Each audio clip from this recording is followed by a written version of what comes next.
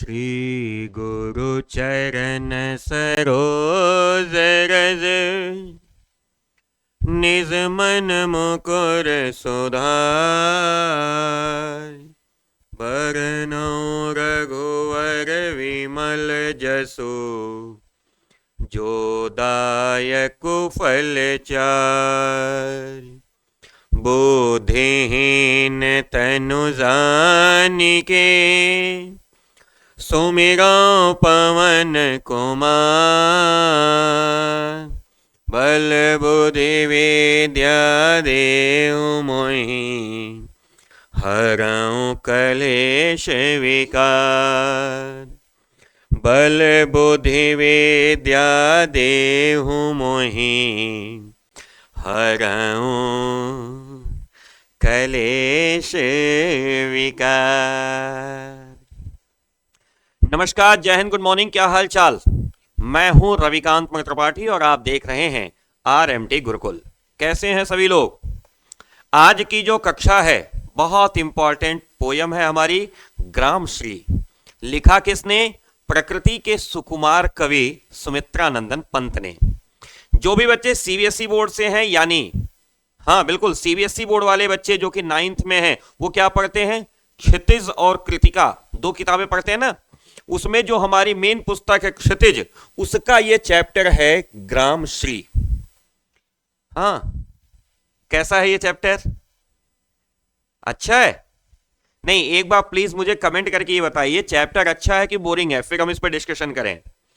क्योंकि ये चैप्टर लिखा है प्रकृति के सुकुमार कवि। जी हां, उत्तर प्रदेश राज्य जब था एक साथ, यानी उत्तराखंड जब अलग नहीं हुआ था तब, अभी तो वर्तमान में ये उत्तराखंड हो गया है, लेकिन तब उत्तर प्रदेश राज्य के अल्मोड़ा के पास कौसानी में आपका जन्म हुआ था। आज भी कौसानी की जो सुंदरता है ना, देखने से ही बनती है। अगर कभी जीवन में अवसर मिले तो कौसानी जाइएगा।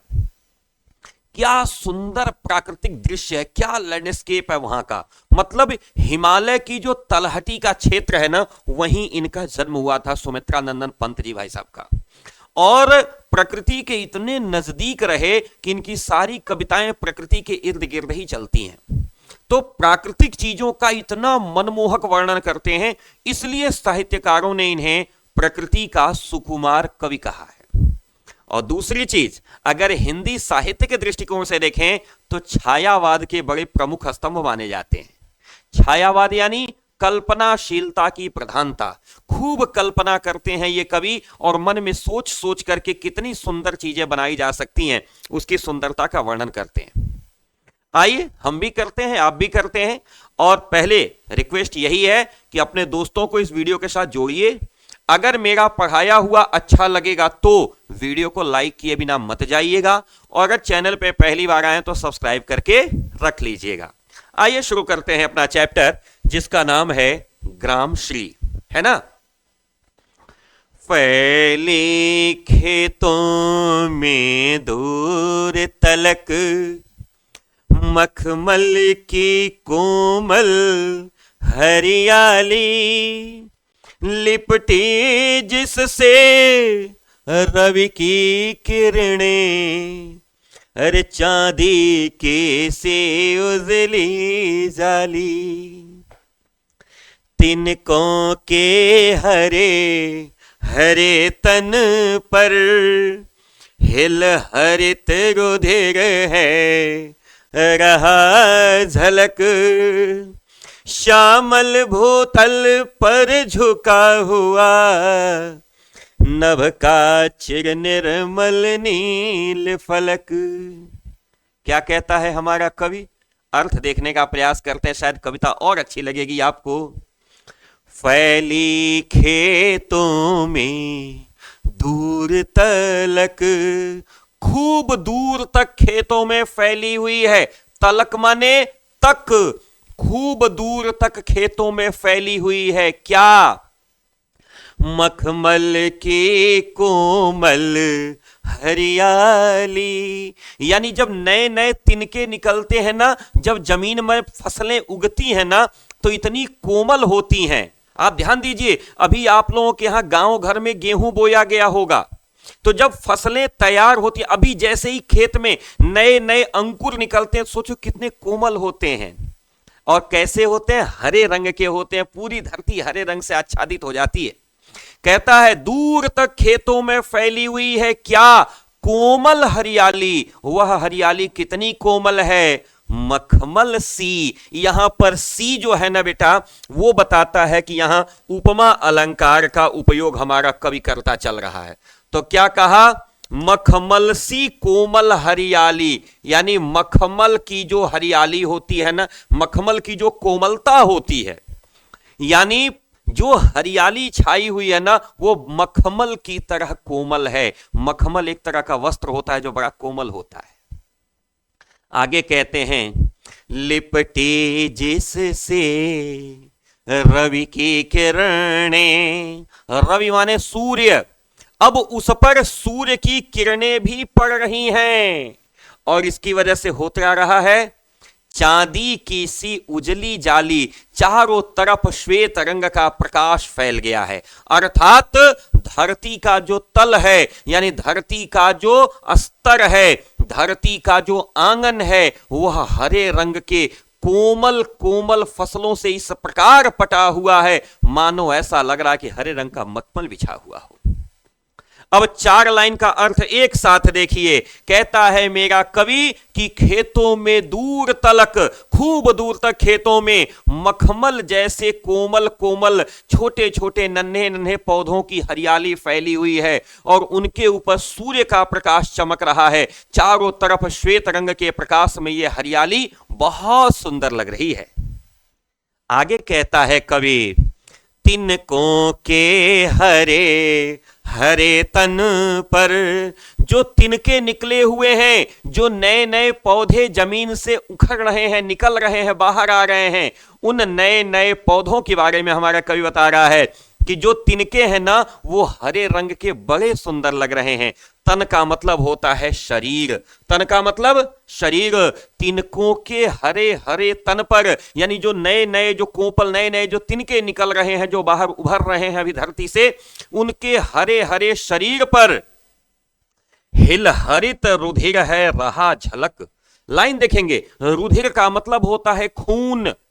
रुधिर माने क्या होता है, खून, रक्त।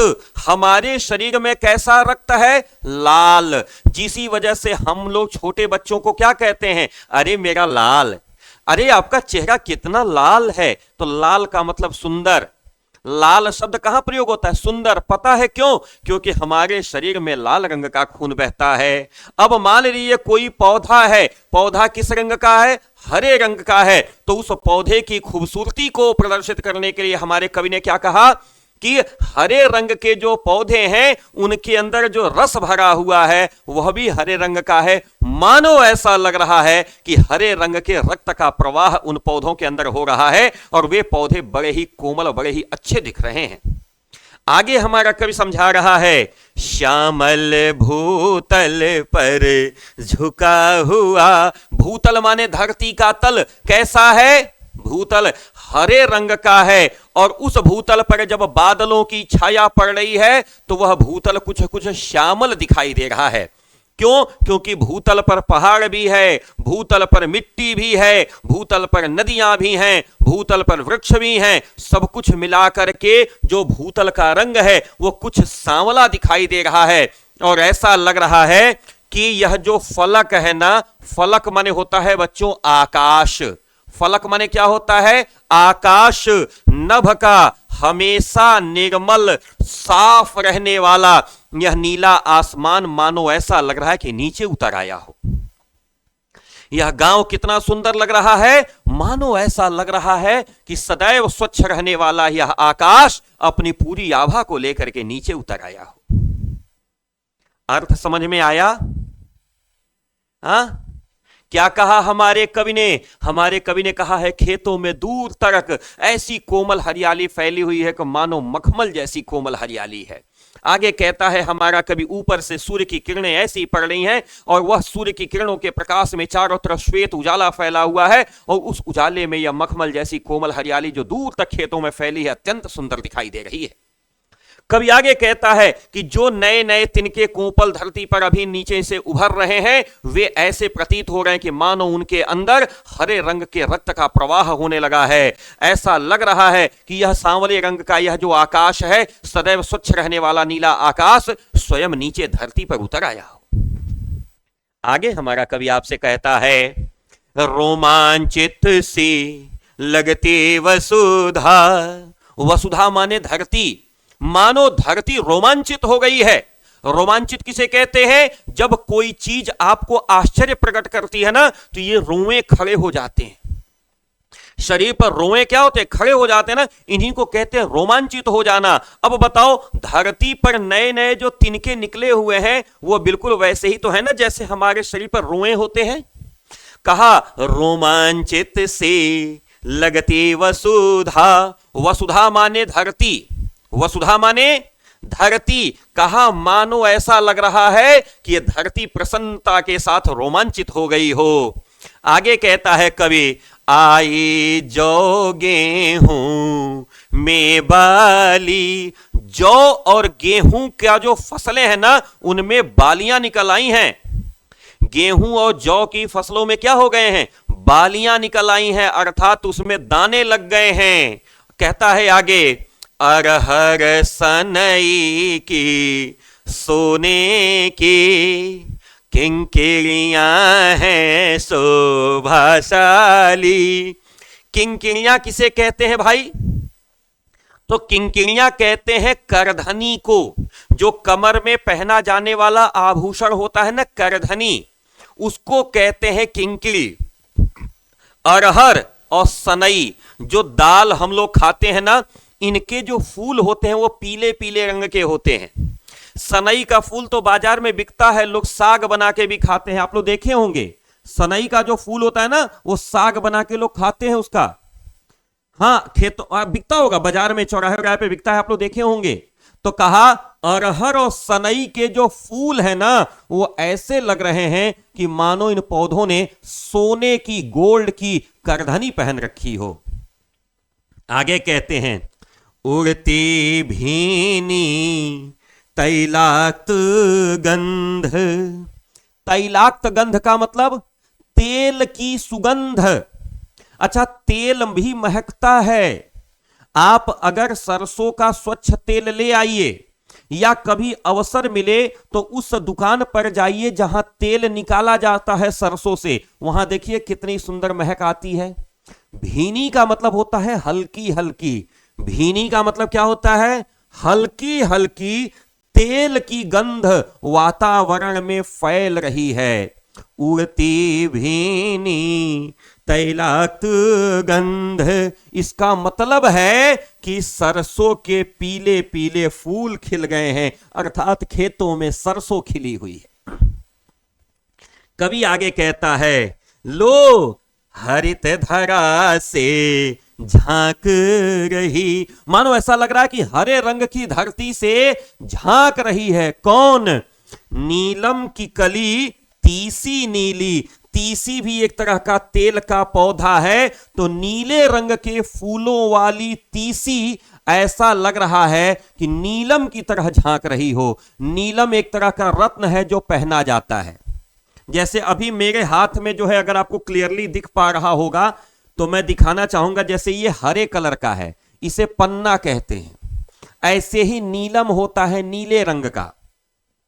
तो कहता है कवि हमारा कि भाई देखो, वातावरण में सुंदर तेल की सुगंध चारों तरफ उड़ रही है। इसका मतलब है कि चारों तरफ सरसों पीले पीले रंग का पूरा खिल गया है। माने पूरा का पूरा खेत जो है सरसों का है, जहां पे पीले पीले फूल खिले हुए हैं। कहा अरे ये देखो, धरती के नीचे से नीले रंग के फूलों वाली यह तीसी की कली भी सिर निकाल करके झांकना शुरू कर दी है। अर्थात कितने तरह के पौधे भी आपको दिख गए। पहला दिख गया गेहूं और जौ की बाली, दूसरा दिख गया अरहर और सनई के फूल खिल गए हैं, फिर दिख गया सरसों और फिर दिख गया तीसी। ये सारे वे पौधे हैं जो गांवों में, खेतों में उगते हैं। कभी आगे आपको कहता है, रंग रंग के फूलों में रिलमिल। रिलमिल का मतलब होता है मिले जुले। रिलमिल माने शब्द है ना, रिलमिल। रिलमिल माने मिले जुले रंग रंग के फूलों में मिले हुए हंस रहे सखियां मटर खड़ी। मटर की जो पौधा है, मटर की जो लता है, हाँ पौधा क्या, मटर का लता होती, तो मटर की जो लता है ना वो अनेक प्रकार के फूलों से युक्त होकर के अपनी सखियों के साथ खड़ी है। अर्थात मटर में सफेद रंग के फूल भी होते हैं, मटर में पीले रंग के फूल भी होते हैं, मटर में लाल रंग के फूल भी होते हैं, कई रंगों के फूलों का सम्मिश्रण होता है मटर। कहा अनेक प्रकार के फूलों से युक्त होकर के अपनी सखियों के साथ मटर का पौधा भी खड़ा है ना। अब चूंकि मटर जो है लता है, इसलिए इन्होंने स्त्रीलिंग में प्रयोग किया कि मटर जो अपनी सखियों के साथ खड़ी है। और क्या खड़ी है लेकर के, मखमली पेटियों से लटके छेमियां छिपाए बीज लड़ी, यानी अपनी छीमियां जिनमें बहुत सारे बीज हैं उनको छिपाए हुए यह अपनी सखियों के साथ खड़ी है। छीमियां कैसी हैं, मखमल की तरह कोमल हैं। पेटियां माने बक्सा, कहा जिस प्रकार से बक्सा, अच्छा बक्सा आप लोग देखे ना ढक्कन ऐसे खुलता है, मटर की जो छीमी होती है ना उसका भी ऐसे ढक्कन खुलता है। कहा मानो ऐसा लग रहा है कि मखमल के डिब्बे की तरह, मखमल की तरह कोमल डिब्बे की तरह अपनी छीमियों को लेकर के मटर अपनी सखियों के साथ खड़ी है, रंग रंग के फूलों के साथ लेकर के कितनी सुंदर दिख रही है। आगे कहता है, फिरती है रंग रंग की तितली, अनेक रंगों की तितलियां कहां जा रही हैं, रंग रंग के फूलों पर सुंदर, अनेक रंगों के फूल खिले हुए हैं। अभी देखा हम लोगों ने सरसों के पीले रंग के फूल खिले हुए हैं, तीसी के नीले रंग के फूल खिले हुए हैं, वहीं पे मटर के सफेद लाल नीले अनेक प्रकार के फूल खिले हुए हैं। तो रंग रंग के फूलों पर तितलियां घूम रही हैं।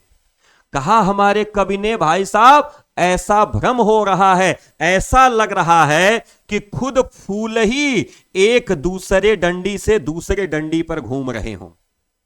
कैसे, क्योंकि तितलियों के पंख भी फूलों की तरह ही होते हैं। वृंत माने क्या होता है भाई, वृंत माने होता है डंडी, जो फूल की डंडी होती है ना उसे कहते हैं वृंत।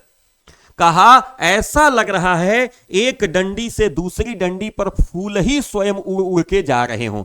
माने तितलियां एक फूल से दूसरे फूल पे जा रही हैं। तो कवि कह रहा है कि उन तितलियों का उड़ना देख करके ऐसा लग रहा है कि मानो स्वयं फूल एक डंठल से दूसरे डंठल पर उड़ उड़ कर जाकर बैठ रहे हों।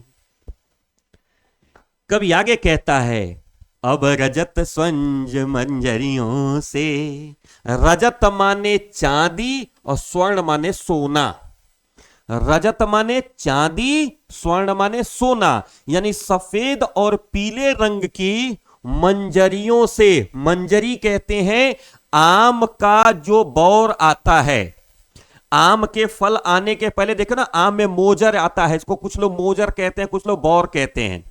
कहा आम के पेड़ की डाली लद गई है, किससे, सोने और चांदी के फूलों से।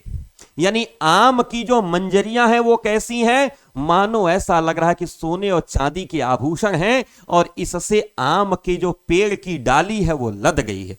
तरु माने क्या हुआ, तरु माने पेड़, इस आम के पेड़ की डाली सोने और चांदी की मंजरियों से लद गई है। कहता है हमारा कवि, झर रहे ढाक पीपल के दल, ढाक भी एक तरह का पेड़ है। कहा ढाक और पीपल के पत्ते झड़ रहे हैं, टूट टूट कर गिर रहे हैं। हो उठी कोकिला मतवाली, और कोयल मतवाली होकर के झूम उठी है, गाने लगी है। क्या कहा कवि ने, अर्थ देखिए, रजत माने चांदी, स्वर्ण माने सोना, सोने और चांदी के रंग के मंजरियों से आम के पेड़ की डाली लद गई है। और क्या हुआ है, आगे कहते हैं, ढाक और पीपल के पत्ते झड़ने लगे हैं, कोयल मतवाली होकर के गीत गाना शुरू कर दी है। फिर क्या हुआ, महके कटहल, कटहल महक रहा है, मुकुलित जामुन, मुकुल माने होता है बेटा कली, इसको मैं थोड़ा सा किनारे लिख दे रहा हूं। मुकुल माने होता है कली, मुकुलित जामुन माने जामुन में कलियां आ गई हैं, जामुन के भी फूल खिल गए हैं। मुकुलित जामुन माने जामुन में भी कलियां खिलने लगी हैं। मुकुल माने कलियां, तो जामुन में भी कलियां खिलने लगी हैं। जंगल में झरबेरी झूली, झरबेरी माने बैर, बेर हम लोग खाते हैं ना, बेर का जो फल होता है। कहा जंगल में झरबेरी के बेर, मतलब पूरे बेर लग गए हैं। फूले आड़ू, आड़ू भी एक तरह का फल है जो पहाड़ी इलाकों में पाया जाता है। कहा आड़ू के पौधों में भी फूल आ गए हैं। नींबू के पौधों में भी फूल आ गए हैं। और दाड़िम, दाड़िम माने क्या होता है बच्चों? दाड़िम माने होता है अनार। दाड़िम माने क्या होता है? अनार।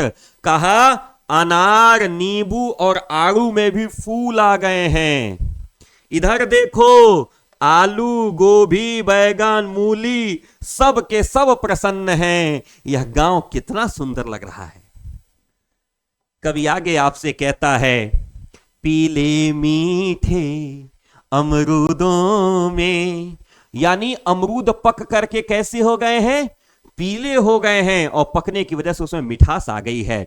और फिर क्या हुआ है? लाल लाल चित्तियां पड़ी। जब अमरूद ज्यादा पक जाते हैं ना, तो उसमें देखे होंगे लाल लाल रंग की चित्तियां पड़ जाती हैं।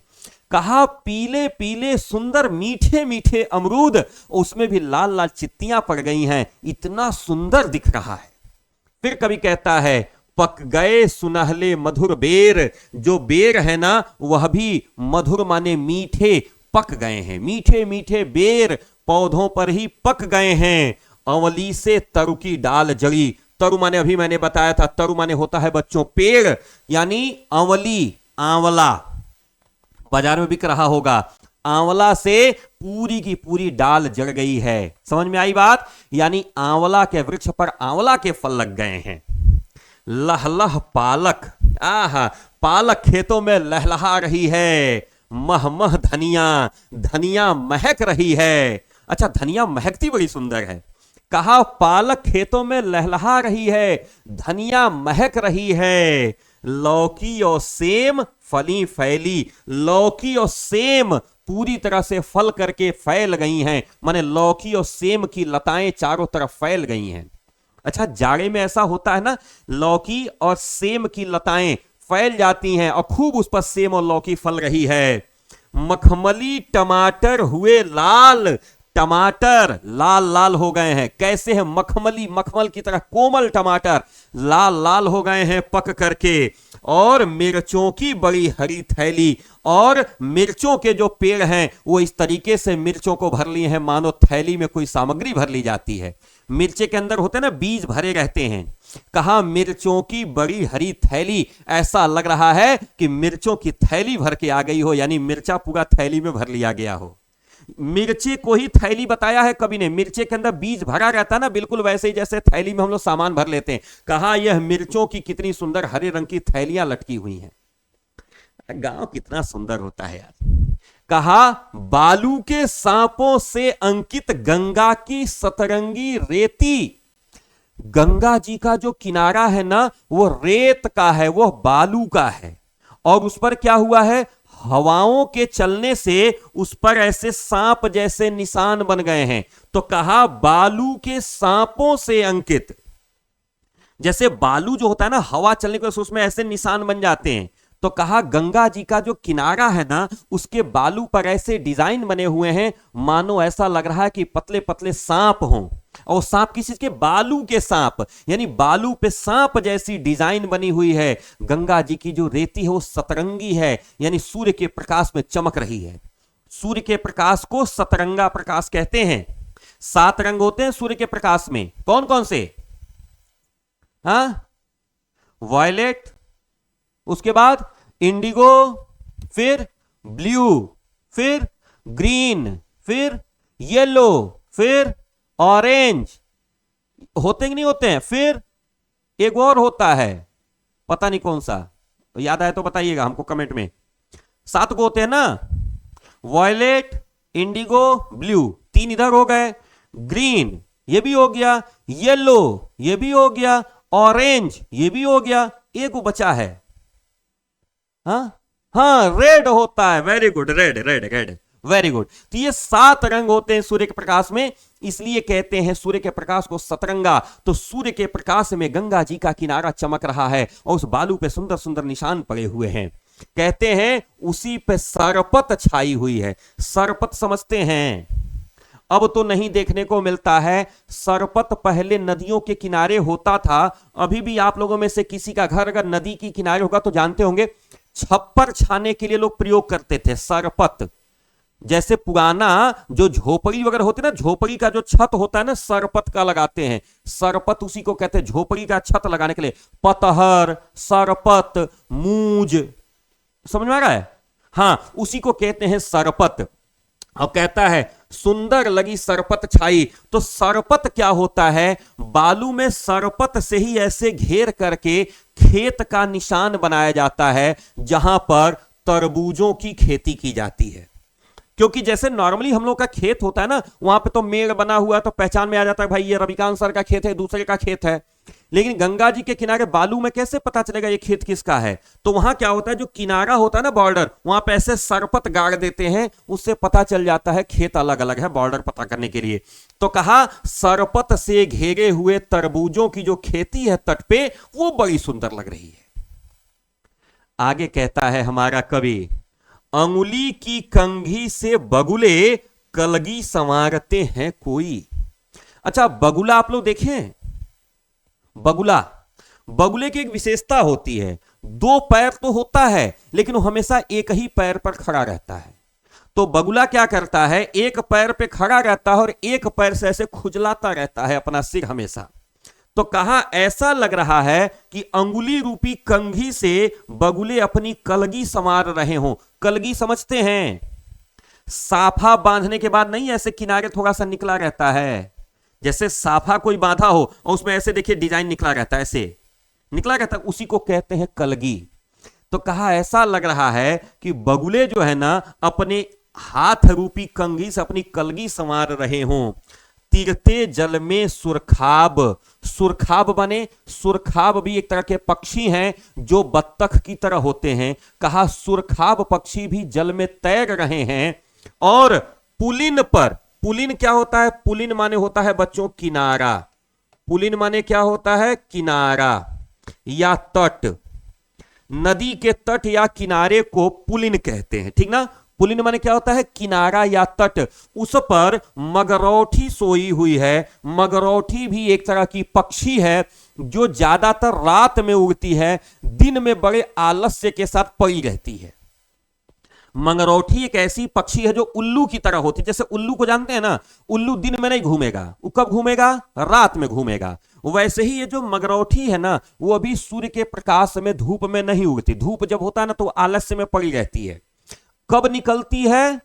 रात में। तो कहा कवि ने कि ऐसा लग रहा है कि बगुले जो है अपने एक हाथ से कंघी बना के अपनी कलगी संवार रहे हों, और आगे देखने पे उसको लगता है कि कोई सुरखाब एक पक्षी है जो जल में तैर रहा है और किनारे पे मगरौठी आलस्य में सोई पड़ी हुई है। कवि आगे कहता है, हंसमुख हरियाली हिम आतप। हरियाली कैसी है? हंसमुख है, यानी हरियाली स्वयं प्रसन्न चित्त है। हिम आतप, जाड़े की धूप। आतप माने होता है बेटा धूप, ध्यान देना। आतप माने क्या होता है? धूप, नोट कर लेना। आतप माने धूप, हिम का मतलब हो गया बर्फ यानी जाड़ा। कहा जाड़े की गुनगुनी धूप है, उस समय ऐसा लग रहा है ना कि हरियाली पूरी तरह से प्रसन्न है। और सुख से अलसाए से सोए, भीगी अंधियाली में निश की तारक स्वप्नों में से खोए। ऐसा लगता है कि जो भी उस हरियाली को देख रहा है वह तारों के स्वप्नों में खो गया है। तारक स्वप्नों में से खोए।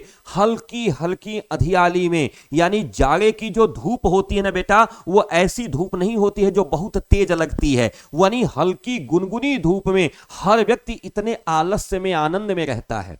जैसे क्या होता है कि फरवरी और मार्च के महीने की जो धूप होती है ना, वो धूप थोड़ा आलस्य वाली होती है। अगर ऐसी धूप में मिल जाए ना तो आदमी 2 घंटा 3 घंटा उसी में पड़ा रहता है। तो कहा खेतों में जो जाने वाले लोग हैं वे भी जो पशु पक्षी हैं वे भी वो सब के सब उसी धूप में अलसाए हुए हैं। यहां तक कि निशि माने रात में भी वह तारों के स्वप्नों में खोए रहते हैं, अर्थात गांव की हरियाली को देख करके प्रसन्न चित्त रहते हैं। और अंत में इन्होंने कहा मरकत डिब्बे सा। मरकत माने क्या होता है? मरकत माने पन्ना। ये जो मैंने अभी उंगली में दिखाया ना, ये जो हमारा है, मरकत माने होता है पन्ना। ये ध्यान रखिएगा, मरकत माने पन्ना। यह एक रत्न का नाम है। पन्ना रत्न को कहते हैं मरकत। कहा मरकत के डिब्बे सा यह गांव खुला हुआ है। गांव को देखने से ऐसा लग रहा है कि पन्ना का डिब्बा खुल पड़ा हो। पन्ना एक बड़ा महंगा रत्न है, ठीक है। तो कहा पन्ना के डिब्बे जैसा यह पूरा का पूरा गांव दिखाई दे रहा है, और उस पर नीलम रूपी यह आकाश आच्छादित है। यानी ऊपर से आकाश किस रंग का है? नीले रंग का है, तो वह नीलम की तरह दिखाई दे रहा है। नीलम भी मैंने अभी थोड़ी देर पहले बताया था एक रत्न है। कहा धरती जो है वो पन्ना के खुले हुए डिब्बे की तरह दिख रही है, और आकाश नीलम के रत्न की तरह दिखाई दे रहा है। निरुपम, निरुपम का मतलब होता है जिसकी किसी से तुलना न की जा सके, जो अपने आप में अकेला हो, जिसके जैसा कोई दूसरा हो ही ना, उसको कहते हैं निरुपम। निरुपम हिमांत में, हिम अंत, उस हल्की हल्की जो ठंडी है ना, उस जाड़े के मौसम में स्निग्ध और शांत। स्निग्ध माने होता है बच्चों कोमल, और शांत। स्निग्ध माने क्या हो गया? अब इसको थोड़ा सा देखिए, मैं इसको थोड़ा साफ कर दे रहा हूं, और मैं साफ साफ लिख दे रहा हूं जो प्रमुख प्रमुख अर्थ है। जैसे मरकत का मतलब हो गया पन्ना रत्न, ठीक है ना, ये हो गया पन्ना रत्न। नीलम का मतलब भी हो गया, यह भी एक तरह का रत्न है, ठीक है ना, नीलम भी एक तरह का रत्न है। और क्या हो गया? निरुपम का मतलब हो गया अनुपम, जिसके जैसा दूसरा कोई हो ही ना। हिमांत का मतलब हो गया ठंडी का मौसम। स्निग्ध का मतलब होता है कोमल। इसको मैं लिख दे रहा हूं, इसको समझ लीजिएगा। स्निग्ध का मतलब क्या हो गया? कोमल। कहा जाड़े में, हिमांत माने जाड़े के मौसम में खूब सुंदर यह कोमल गांव। कैसा? जो पन्ने की तरह हरा है और नीलम की तरह ऊपर से नीले रंग की आभा से युक्त है। वह अपनी शोभा से, अपनी सुंदरता से लोगों के मन को हर लेता है, यानी लोगों को अपनी तरफ आकर्षित कर लेता है। लोगों के मन को अपनी तरफ आकर्षित कर लेता है। अर्थात जाड़े के मौसम में अगर कोई व्यक्ति गांव में चला गया तो फिर गांव को छोड़ के कहीं नहीं जा पाता। कैसी गई कविता? समझ में आया? हाँ, तो लाइक कर लीजिएगा, चैनल पे पहली बार है तो सब्सक्राइब कर लीजिएगा। और यदि कहीं किसी तरह की कोई दिक्कत आई, कहीं आपको ऐसा लगा कि यार ये वाली लाइन समझ में नहीं आई, या इस शब्द का क्या मतलब हुआ, तो ऐसी स्थिति में आप हमें कमेंट बॉक्स में दीजिए, हम आपको तुरंत उसका जवाब देंगे, ठीक है। तो फिलहाल के लिए इतना ही है, मिलते हैं अगले चैप्टर के साथ। तब तक के लिए मैं रविकांत त्रिपाठी, जनपद देवरिया, उत्तर प्रदेश से। चैनल को सब्सक्राइब करना, वीडियो को लाइक करना, अपने दोस्तों के साथ शेयर करना, ये आपकी जिम्मेदारी है। और मैं अगले वीडियो के साथ तुरंत मिलता हूं, तब तक के लिए सादर जय श्री सीताराम, नमस्कार, सत श्री अकाल, जय हिंद। मंगल भवनय मंगल हारे, ब्रह्म सुदशरथ अजीर विहारी, तबहु सुदशरथ अजीर विहारी।